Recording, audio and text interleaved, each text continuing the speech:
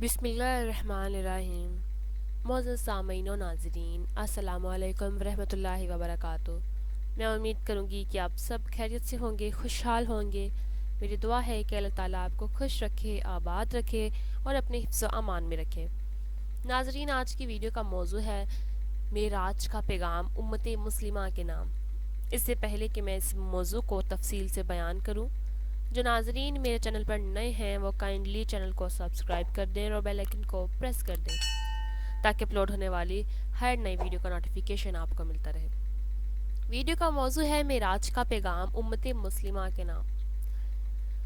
طائف کی گلیوں سے اوباشوں کے پتھر کھا کھا کر لہو لہان جسم اور رئیسوں کے طعن و تنشنی سن سن کر ٹوٹے ہوئے دل کے ساتھ لوٹتے ہوئے نبی رحمت صلی اللہ علیہ وسلم نے آسمان کی طرف چشم نم دیکھا اور زبان پر یہ کلمات جاری ہوئے: الہی، اپنی کمزوری، بے سر و سامانی اور لوگوں میں تحقیر کی بابت تیرے سامنے فریاد کرتا ہوں۔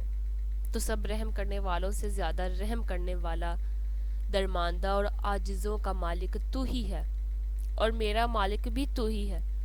مجھے کس کے سپرد کیا جاتا ہے؟ کسی بیگانہ ترس کے یا اس دشمن کے جو کام پر قابو رکھتا ہے؟ اگر مجھ پر تیرا غضب نہیں تو مجھے اس کی پرواہ نہیں، لیکن تیری عافیت میرے لیے زیادہ وسیع ہے۔ زبان مبارک سے یہ کلمات نکل رہے تھے اور ادھر ملائے علی میں ہلچل مچی ہوئی تھی کہ آج جو کچھ ہوا وہ چشم فلک نے کاہے کو دیکھا تھا۔ فرشتہ منصر گوشیاں ہو رہی ہیں کہ آخر جس کے صدمے میں کائنات بنی اسے اور کتنے مظالم سہنے ہوں گے۔ رب کائنات کو بھی اس کی فکر تھی، اس لیے خالق کائنات نے اس شکستہ دل کی دل جوئی کے لیے طائف سے واپسی کے بعد ایسا نسخہ تجویز کیا کہ عروج نسل انسانی کی انتہا ہو گئی۔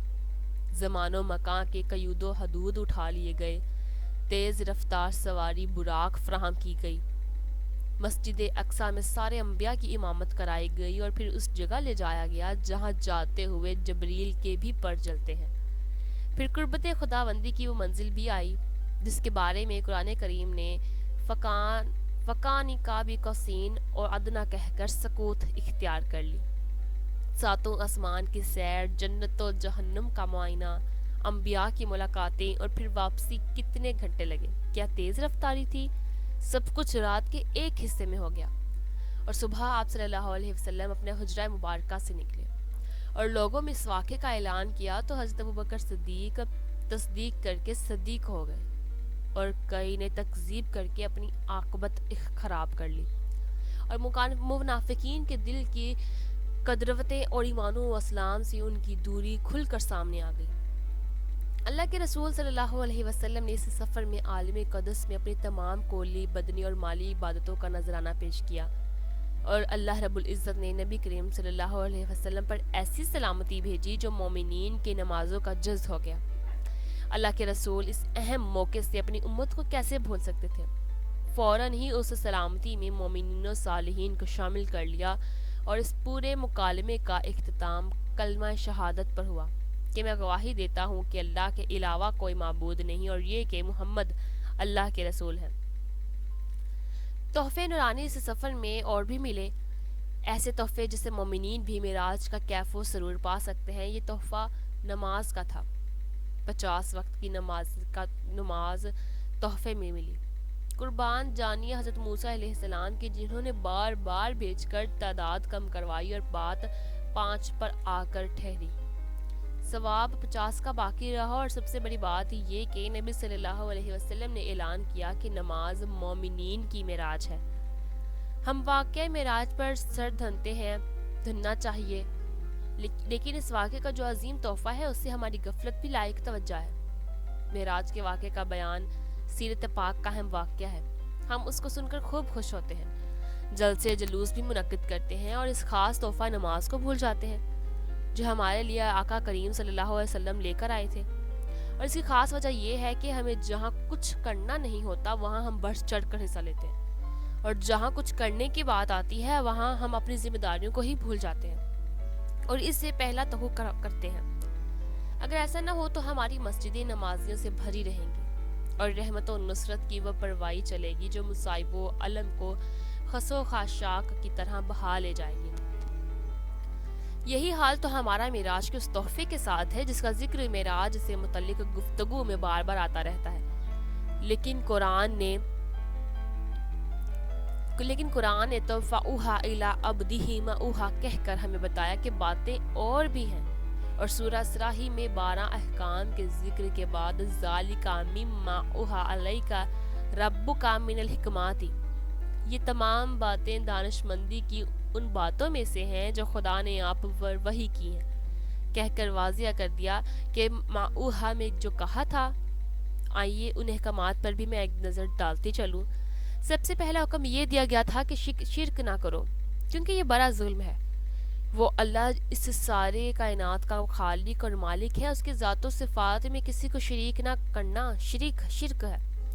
اللہ اس بارے میں اتنا غیور ہے کہ اس نے اعلان کر دیا ہے کہ وہ اس گناہ کو معاف نہیں کرے گا۔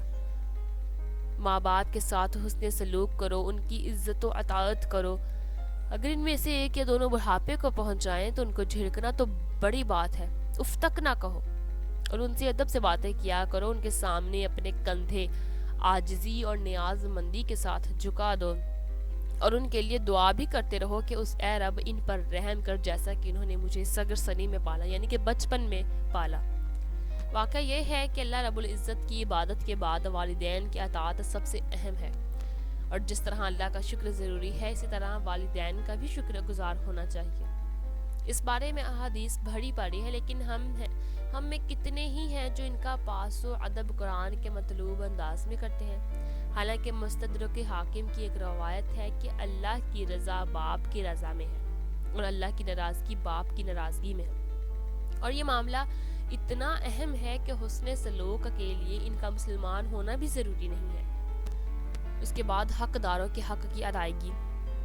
والدین کے علاوہ بہت سے عزیز و اقربا، مسکین اور مسافر کے بھی حقوق ہم سے متعلق ہیں، اور ہم ان کے ساتھ جو حسن سلوک کر رہے ہیں یا کریں گے، اسلام یہ ان کے حق کی ادائیگی ہے، ان پر احسان نہیں ہے۔ اس کے علاوہ فضول خرچی اور اسراف سے بچنے کا حکم۔ کسی گناہ کے کام میں اور بے موقع خرچ کرنے یا ضرورت سے زائد خرچ کرنے سے بھی منع کیا گیا۔ اسی کے ساتھ یہ بھی حکم دیا گیا کہ اپنے ہاتھ بخالت کی وجہ سے گردن سے باندھ کر نہ رکھو، اور نہ اس طرح کو شادہ دست ہو جاؤ کہ فکر و فاقہ کی نوبت آ جائے۔ خلاصہ یہ کہ افراط و تفرید سے بچتے ہوئے اعتدال اور میانہ روی کی راہ اپناؤ۔ اور اگلا 5واں پوائنٹ، مفلسی کے خوف سے اولاد کو نہ قتل کرو، اس لیے کہ روزی ہم تم کو بھی دیتے ہیں اور ان کو بھی دیں گے، ان کا ماننا بڑی خطا ہے۔ دراصل اس حکم کا تعلق اللہ کی صفت رزاقیت سے جڑا ہوا ہے۔ بچوں کو اس خوف سے مار دینا یا ایسی ترکیبیں کرنا کہ جن سے ان کی ولادت ممکن نہ ہو، اللہ کی صفت رزاقیت پر یقین کی کمی کا مظہر ہے۔ یعنی کہ اس بات کا یقین کرنا کہ بے شک اللہ رزق دینے والا ہے، اور اولاد کو اس خوف سے مار دینا کہ ان کا رزق کہاں سے آئے گا، جب اللہ کا اعلان ہے کہ روئے زمین پر جتنے جاندار ہیں سب کا رزق میرے ذمہ ہے، اور میں رزق اس طرح دیتا ہوں کہ جو بندے کے وہم و گمان سے بھی بالاتر ہے۔ اس صورت میں مفلسی کے خوف سے اولاد کا قتل کرنا کس طرح جائز ہو سکتا ہے؟ اور اس کے بعد چھٹا، زنا کے قریب مت جاؤ، اس لیے کہ یہ بے حیائی کا کام ہے اور یہ وہ برا راستہ ہے۔ حدیث میں ہے کہ زانی زنا کرتے وقت مسلمان نہیں رہتا، ایمان اس کے قلب سے نکل جاتا ہے۔ آج جس طرح فحاشی، بے حیائی اور کثرت زنا کے واقعات پیش آ رہے ہیں، اس سے پورا معاشرہ فساد و بگاڑ میں مبتلا ہے۔ کاش اس حکم کی اہمیت کو بھی ہم سمجھیں، حتیٰ کہ ہم تو معراج کے ملے ہوئے تحفے یعنی کہ نماز کی اہمیت کو بھی نہیں سمجھتے۔ اس کے بعد ناحق کسی کی جان مت لو۔ اس حکم کا خلاصہ یہ ہے کہ قتل ناحق حرام ہے، اور یہ ایسا جرم عظیم ہے کہ اسے قرآن میں ساری انسانیت کے قتل کے مترادف قرار دیا گیا ہے۔ اسی طرح اگر کسی نے ایک جان کو بچا لیا تو گویا اس نے پوری بنی نوع انسان کی جان بچا لی۔ اس حکم پر عمل نہ کرنے کی وجہ سے آج بڑے پیمانے پر قتل و غارت گری کا بازار گرم ہے۔ اور اس کے بعد یتیم کے مال کے قریب مت جاؤ، یعنی کہ یتیم اپنی کمزوری اور کمسنی کی وجہ سے اپنے مال کی حفاظت نہیں کر سکتا، اس لیے بہت سے لوگ اسے سہل و حصول سمجھ کر ہڑپ کرنے کی کوشش میں لگے رہتے ہیں۔ اس حکم میں ہڑپ کرنے اور ناجائز تصرف کرنے کا معاملہ تو کجا، اس کے قریب جانے اور پھٹکنے سے بھی منع کیا۔ کمزوروں کی اس قدر رعایت صرف اسلام کا حصہ ہے۔ معاہدے کے خلاف ورزی سے بچو، یعنی کہ اپنا عہد پورا کرو، اس لیے کہ وعدوں کے بارے میں بھی پرشش ہوگی، یعنی جس طرح قیامت میں فرائض و واجبات کے بارے میں سوالات ہوں گے، ویسے ہی معاہدات کے بارے میں بھی سوال ہوگا۔ عہد کے مفہوم میں وعدہ بھی شامل ہے۔ اسی وعدہ خلافی کو حدیث میں عملی نفاق سے تعبیر کیا گیا ہے۔ ناپ تول میں پیمانہ اور ترازو کو ٹھیک رکھو، یعنی ڈنڈی نہ مارو اور نہ کم ناپو، اس لیے کہ انجام کے اعتبار سے یہ اچھا اور بہتر ہے۔ اگر تم نے ناپ تول میں کمی کی تو جہنم کے ویل میں ڈالے جاؤ گے، یہ تو اخروی عذاب ہے۔ دنیاوی اعتبار سے پیمانے اور اوزان ٹھیک رکھنے کا فائدہ یہ ہوگا کہ تجارت میں برکت بھی ہوگی اور کاروبار بھی خوب چمکے گا۔ جس بات کی تحقیق نہ ہو اس پر عمل مت کرو، کیونکہ کان، آنکھ اور دل سب کے بارے میں قیامت کے دن پوچھ گچھ ہوگی۔ ہمارا حال یہ ہے کہ ایک بات سن لیا اور بغیر کسی تحقیق کے اسے دوسروں سے نقل کر دیا، یعنی کہ دوسروں تک پہنچا دیا، یا اگر کچھ فائدہ نظر آ رہا ہو تو اپنی زندگی میں اتار لیا۔ قرآن کریم کی ایک دوسری آیت میں خبر کی تحقیق کا حکم دیا گیا ہے کہ اگر تم بغیر تحقیق کے کام شروع کر دو گے تو کبھی تمہیں ندامت کا سامنا کرنا پڑے گا۔ حضور صلی اللہ علیہ وسلم نے صاف لفظوں میں اعلان کیا کہ کفی بالامر کذبا ان یحدث ما سمع، کسی آدمی کے جھوٹا ہونے کے لیے یہ کافی ہے کہ اسے جو سنا ہے وہ بیان کر دے۔ آج جب سنی ہوئی بات کو بغیر تحقیق کے نمک مرچ لگا کر بیان کرنے کا مزاج بن گیا ہے اور سنی سنائی باتوں پر عمل کرنے کی بنیاد رکھی جا رہی ہے، تو ہمیں دنیا میں ندامت کا سامنا کرنا پڑ سکتا ہے، اور آخرت کی رسوائی الگ ہے، جہاں مجرموں کے منہ پر مہر لگا دی جائے گی اور ان کے ہاتھ بولیں گے، پاؤں گواہی دیں گے کہ ان کے اعضاء سے کیسے کیسے کام لیے گئے۔ اور آخری حکم اس سلسلے کا یہ ہے کہ زمین پر مغرور بن کر مت چلو، اس لیے کہ تم اپنے اس عمل سے نہ تو زمین کی چھاتی پھاڑ سکتے ہو اور نہ پہاڑ کی چوٹی سر کر سکتے ہو۔ گویا یہ ایک احمقانہ فعل ہے۔ ایک حدیث میں بیان آتا ہے کہ رائی جو کہ بہت چھوٹا دانہ ہے، بہت چھوٹا، اگر کسی کے دل میں رائی کے دانے کا برابر بھی غرور ہوا تو وہ جنت میں داخل نہیں ہو سکے گا، اور اس کے نتیجے میں پستی، ذلت و خواری تمہارا مقدر ہے، کیونکہ قدرت کا اصول ہے کہ اکڑ کر نیچے آیا جاتا ہے، اوپر نہیں۔ اوپر جانے کے لیے جھک کر جانا ہوتا ہے، جو قبر کی ضد ہے۔ آپ کو جب پہاڑ پر چلنا ہو تو جھک کر ہی چلنا ہوگا۔